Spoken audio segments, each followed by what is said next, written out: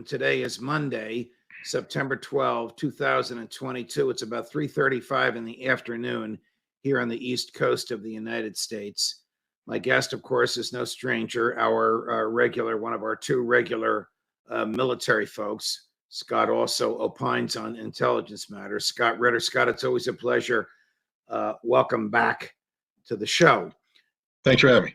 You have consistently been offering the views that the Russians will win, that this ought to have been known from the outset, and the assistance that the American government is giving to Ukraine is doing nothing but extending a bloodshed.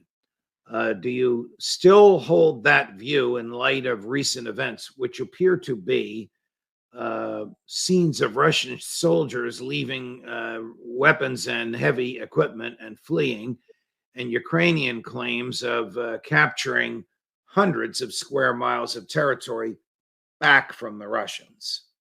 Absolutely. Look, you had me on, I believe, in May, and you held me to account for words that I spoke on a radio interview when I talked about the $53 billion that the United States was providing in military assistance. And I spoke of NATO opening up their training facilities for Ukrainian soldiers. And I said, this is a game changer. It was. I mean, I wasn't making it up. You don't inject $53 billion worth of equipment and provide strategic depth and training and not have an impact on the battlefield. I warned about it then, and I've been talking about it ever since. But I also made it clear that it isn't going to change the ultimate outcome. What happened? Why will it not change the ultimate outcome? Ukraine won a battle. Whoop-de-doo. I mean, hats off to the Ukrainians. I'm not trying to. Is that a Marine phrase? Whoop-de-doo. That's the phrase I'm allowed to use on TV or radio or podcast. It's trust me, in a bar there would be completely different words. You know, war is cyclical. War is violent. And when you inject $53 billion in a lot of training and intelligence support and command, this was an attack planned by NATO. I mean, that's just the reality of it. What happened on September 1st is Russia stopped fighting a Ukrainian army that was trained and equipped by NATO, and they started fighting a NATO army that was manned by Ukrainians. There's a qualitative difference. And Ukrainians. You don't mean soldiers or troops, I should say, from NATO countries, boots on the ground. No, manned by Ukrainians. The people doing the fighting are Ukrainians, but the army isn't Ukrainian. The army is a NATO army. It's organized, trained, equipped. They've adapted new tactics. They're getting straight up NATO intelligence. It's NATO commanders in Ramstein and in Poland who are planning this operation, NATO advisors on the ground in contract form. They're not wearing the uniform. They've been sheep dipped. That's an old CIA term. But the fact is, this is the army that I warned about back in May. This is what was going to happen. And what happened? The Ukrainians launched what we call a fixing attack in Kherson initially. They threw in a couple brigades and they got waxed. I mean, they got annihilated, wiped off the face of the earth. Even the Ukrainians acknowledge we got hit hard. But that was their job. I mean, that's what a fixing attack does. A fixing attack locks the enemy into a course of action and compels the enemy to divert reinforcements to the area of interest. Is the introduction of American intelligence and even NATO intelligence helping the Ukrainians to pinpoint with more accuracy where the Russians are located and where they've stored their equipment? 100%. It enables precision planning. And like I said, when the Ukrainians then went up north, they used brand new tactics. Instead of the old Ukrainian tactics of dismounted infantry supported by armor, moving their way across the battlefield to be wiped out by Russian artillery, they kept their infantry mounted. They rushed the Russian positions. They sent deep commando units, mobile commando units into the rear areas. And the bottom line is the Russians had this front. The Russians, I mean, let's just be straight up honest.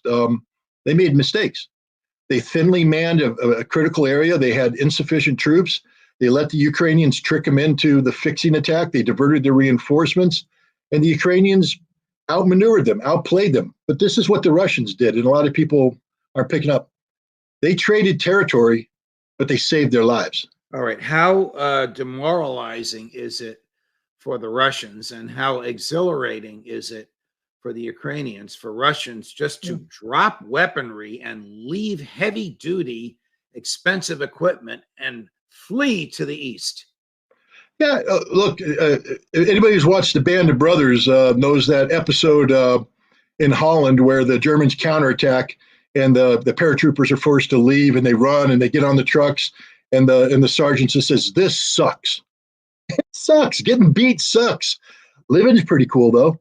So the Russians, they can be demoralized, but they know their units are intact, their men are alive, they'll be re-equipped, and the Russians are professional and know that all they did is lose a battle. The Russians opted not to stand and fight. They could have, but they would have lost a lot of guys. So they didn't. And look, the Ukrainians lost a lot of people. I don't mean to smile. This is that military smile where you're just going, why aren't people getting it? The Ukrainians shot their bolt. There's nothing left. It's going to take them 5 months to rebuild what they just lost. Meanwhile, the Russians, not only are they rebuilding, but the Ukrainians may have fundamentally altered the reality of this war, because right now the Russians are talking about changing it from a special military operation, which has tied their hands with the 200,000 troops, which has been insufficient. Another thing I've said all along, 200,000 is a tough number to try and do this with. And they may switch it to what they're calling a counterterrorism operation, which legally opens the door for everything. And we'll have this. Let me put it this way, Josh. We can have this conversation in, say, November, and I think we're going to be talking about a completely different reality. The Ukrainians won a battle. Hats off to the Ukrainians. Good job. But they're losing war. What will President Putin likely do? First of all, a couple of sub questions. I'm sure you already know the answer to the main question.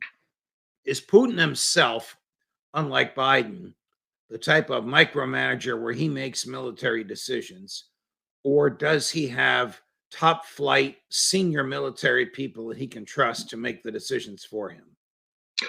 Putin is an executive leader. He leads as an executive leader should.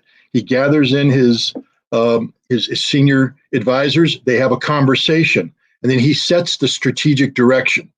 And Putin has shown straight up nothing. He's not going to get put on tilt because of this. He's as calm and smooth.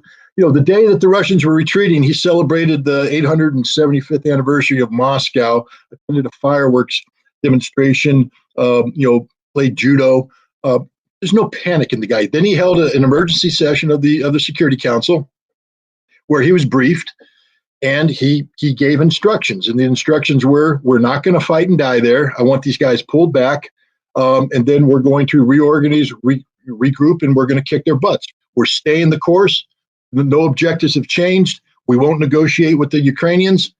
I mean, the man has been consistent as the day is long. His military, I'll tell you this, if you study military history, 1973, the Israeli army, which is a good army, had one of the greatest intelligence failures in history, where they failed to project the Egyptian crossing of the Suez Canal, and the Egyptians won a battle. The Israelis ended up winning the war, the Yom Kippur War.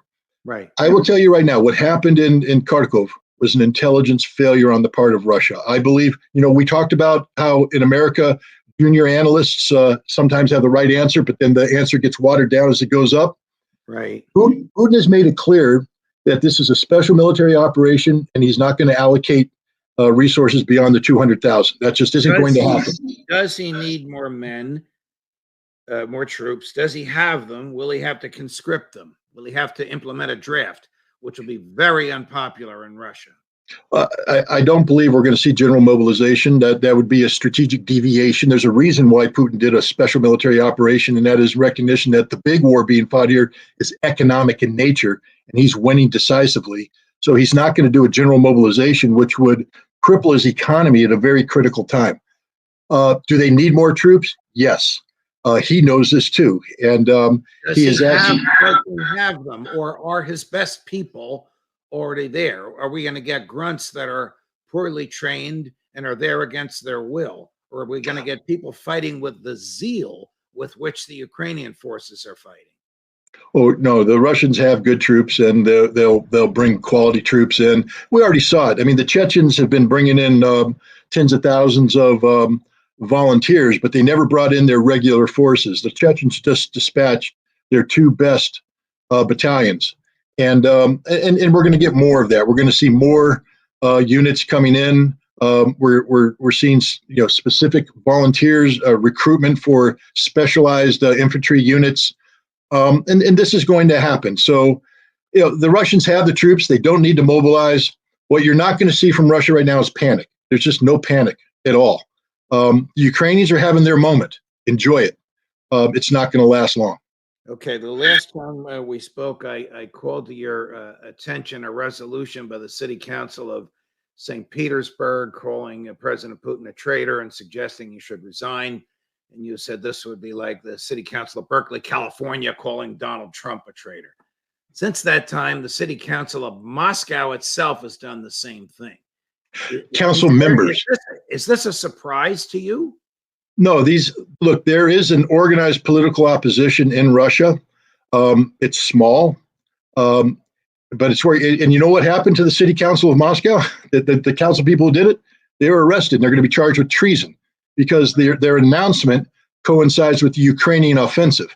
And this is purely a propaganda ploy to gain headlines so they're going to pay a price. They want to, you play big boy games, you pay big boy prices. Okay. You also said, and I say this as your friend and a person who has the same ideological view about warfare that you do, that Russia is a functioning democracy. Well, it's not really a functioning democracy if you get arrested when you criticize the president. It's not a functioning democracy if the president's principal opponents are in jail. It's not a functioning democracy if the legislature rubber stamps whatever the president wants, and it's not a functioning democracy if he's president for life. Well, let's take it step by step. Putin wins elections with 60% of the vote. Dictators win elections by 98% of the vote. So there is obviously a significant opposition of people in Russia who vote no to Putin on a consistent basis. They're organized into political parties and they have rallies and stuff. What isn't allowed to happen is Navalny, who's in jail for corruption charges, but he could also be charged with treason. He could take CIA money through USAID cutouts. We know this. They know it.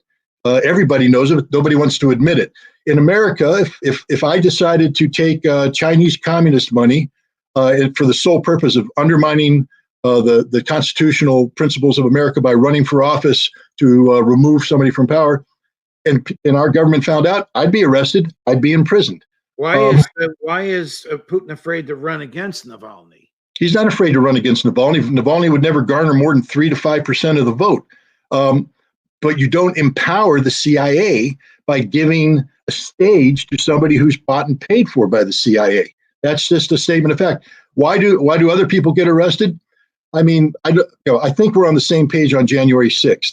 The Constitution is 100% untouchable. The 12th Amendment, is sacrosanct, and any effort to violently disrupt that is wrong. And those who did it should be prosecuted, and it may be even charged with sedition. Pardon? We're on the same page. That's right. So I think if we take that same principle and find out that politicians are taking money from British intelligence who are working with the Ukrainians to create a propaganda ploy, and the Russian intelligence has all the information, they find this out and they arrest them, that's not suppression of the political opposition. That's arresting people who've committed treason. And that's what's going on in Russia. Suppose Ukraine has a couple more attacks where they take a few hundred more square miles. Well, Russia's running out of territory to give up. Look, if that happens, you and I are going to have a completely different conversation, because I'll be having to come on here and say I was wrong.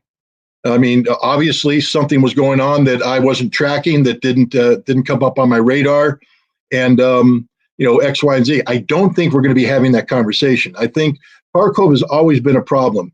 If you go back to the things that I was saying in May, I specifically, in the radio show that I had with Ray McGovern and Garland Nixon, I specifically said the Kharkov region is problematic for the Russians because they're thinly defending and the Ukrainians are launching successful counterattacks there. This was back in May.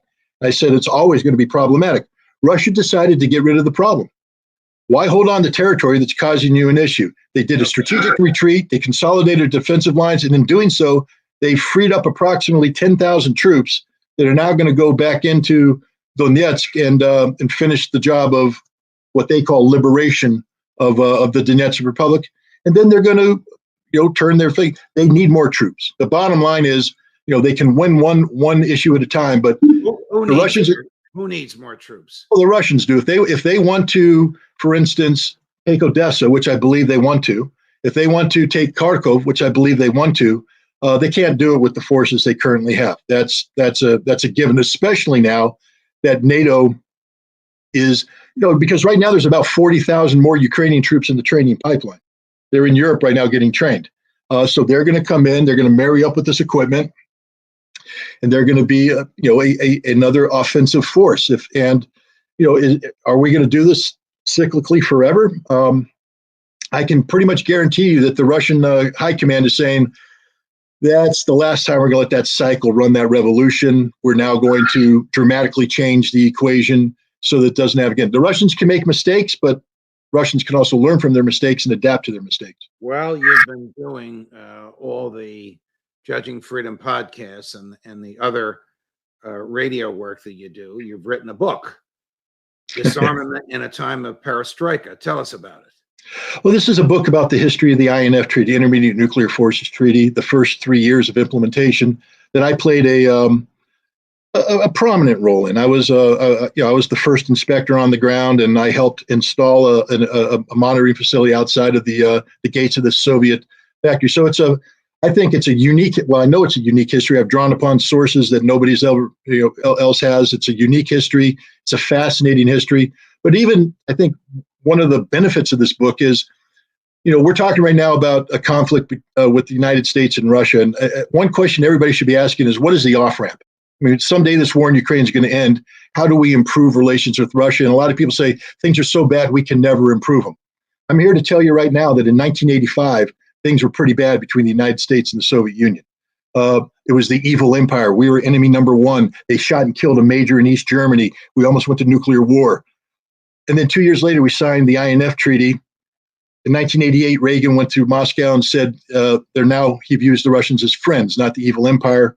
And we actually went on the path towards becoming, if not friends, at least people who could peacefully coexist. It's a template. This book provides a template, an array of hope for anybody who's saying, I don't know how we're going to get out of this. What was the time period? In what years were you a weapons inspector for the UN? Yeah, the treaty this was with the United States. This is, I was a United States Marine Corps officer implementing a U.S.-Soviet treaty. The treaty was signed in December 1987. In fact, it'll be the 35th anniversary of the treaty signing on December 8th of this year, which is one of the reasons why I wanted to get the book out this year. And then the implementation began on July 1st, 1988. So I talk about how we formed the group of inspectors, what our mission was, and then I talk about deploying to the Soviet Union in June of 1988. I was with the advance party. And then just the work of installing this factory at a time when Votkins, the city that we were in, was a closed city. No foreigners had ever been there. And if you want to talk about feeling like a Martian on a planet or something, try and be part of an advanced party of Americans walking around a city that hasn't seen a foreigner their entire life. And we transformed relations. I mean, and this was during the time of Perestroika, too, when the Soviet Union was undergoing a transformative phase, and arms control and the Votkins factory is at the center of it. Literally, when Gorbachev had his coup that pretty much marked the end, when they launched the coup against Gorbachev in August 1991, the reason for the coup was because of a missile being produced at the Votkins factory that Gorbachev was trying to shut down. Little piece of unknown history. So this book is, like I said, it's a history that hasn't been told, and it's a story of hope that there is a path for peace. I know the book is on its way to me. I will read it, and we'll have at least one, or probably more than one, conversation about it. I just want to go back to where we started this conversation. All this excitement in the media in the past 48 hours about the advance of the Ukraine forces and the recapture of areas of Ukraine and the chasing of the Russians running with their tails between their legs. Is it likely that Joe Biden's going to ask for more money during this time of euphoria, however short-lived it might be? Absolutely. That's the whole purpose of this offensive. This offensive was timed with what they call a meeting of the Ramstein Group, which Ramstein Air Base in Germany. It's where the United States, NATO, and the Ukrainians meet, and they negotiate the provision of weaponry. And basically, the Ukrainians were told that right now it's becoming more and more politically difficult to provide you with this weaponry. You're going to have to demonstrate that you're able to do something with it. So this offensive was a political ploy. Trust me, again, I'm not taking anything away from them. They won a big battle in Kharkov. They did. They beat the Russians, and the Russians had to withdraw. Hats off to the Ukrainians. Enjoy the moment. And you're going to get more weaponry. But I'm here to tell you right now, I still believe that the Russians adapt, they overcome, and then they move forward. And I believe that they're going to adapt to this. They know what's coming their way in terms of the weaponry. They know how to kill Ukrainians, and they're just going to become better and better at it. And that's to the detriment, as we've said all along. The only thing providing more weapons to the Ukrainians does is guarantee that more Ukrainians die, more Russians die, more civilians die, and this tragic war continues, a war that really did need to be fought in the first place. Scott Ritter, always a pleasure. Good luck with the book. I have a feeling we'll be chatting again before the week is out. Okay, thanks.